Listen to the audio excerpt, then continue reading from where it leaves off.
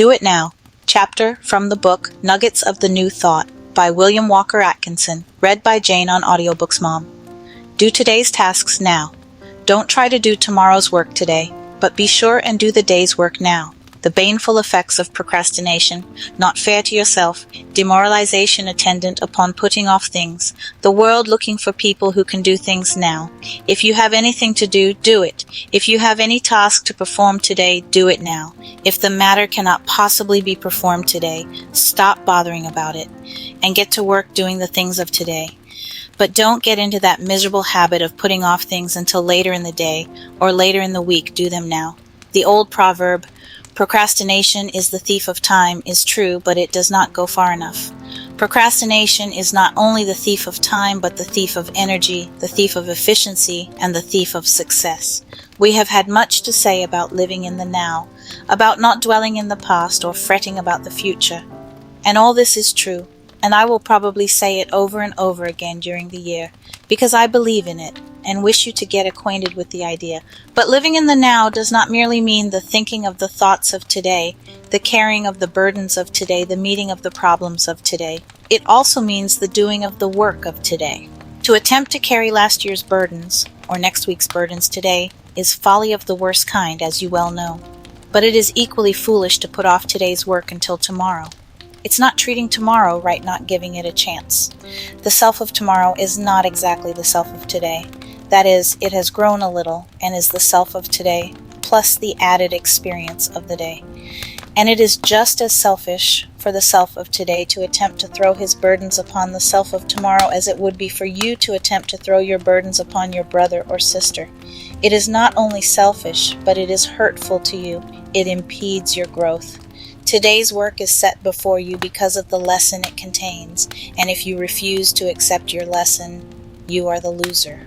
You cannot get away from the task. It will be placed before you again and again until it is performed, and you might as well do it at once and get your lesson at the proper time, and not be compelled like the schoolboy to catch up in his work. By putting off things until tomorrow, you are simply heaping up troubles for yourself tomorrow, as tomorrow's own work will have to be done as well as your leftover tasks, and the chances are that neither of them will be done properly. There's no sense whatsoever in this habit of procrastinating. It is folly of the worst kind. And not only in the immediate effects is procrastination hurtful to one. One of the worst features of the case is the demoralizing effect it has upon the whole mental attitude of the man.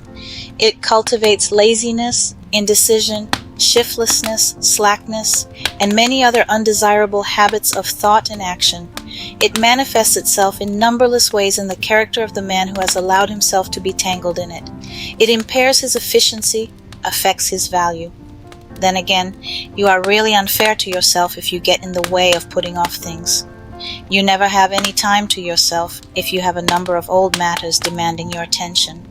The man who procrastinates is never able to spare time for mental improvement because he always has some old loose ends to wind up some old tangle to straighten out. And he loses all idea of the value of time, of getting the most out of every hour, every minute. The procrastinator is the veriest drudge. He has his nose to the grindstone all the time. He never has any time he can call his own. He is a slave to his own habit of laying things aside. Poor man. I'm satisfied that half the failures of life, yes, 3/4 of them are due to the failure of persons to do the thing now, not only because of what they lose directly by this habit, but because of the effect it produces upon their character. The shiftless habit of thought manifests itself in action. The thought and action long persisted in will lead to a demoralization of the entire character of the individual. He soon forgets how to do things right, and that is where so many people fail. The world is looking for people who can do things and who can do them now. If you are one of the procrastinating kind, start in at once and get over it. Put up a sign before your desk, your sewing machine, your workbench, or wherever you spend most of your time, and have these words in big black letters on the sign. Do it now.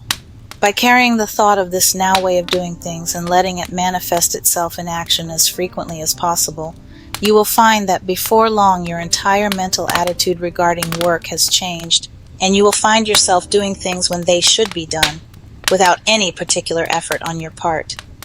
The mind can be trained and taught to do things right, It needs a little courage, a little perseverance, a little willpower, but the result will pay you for your trouble. Start in to cure yourself of this bad habit. Start in at once. Do it now.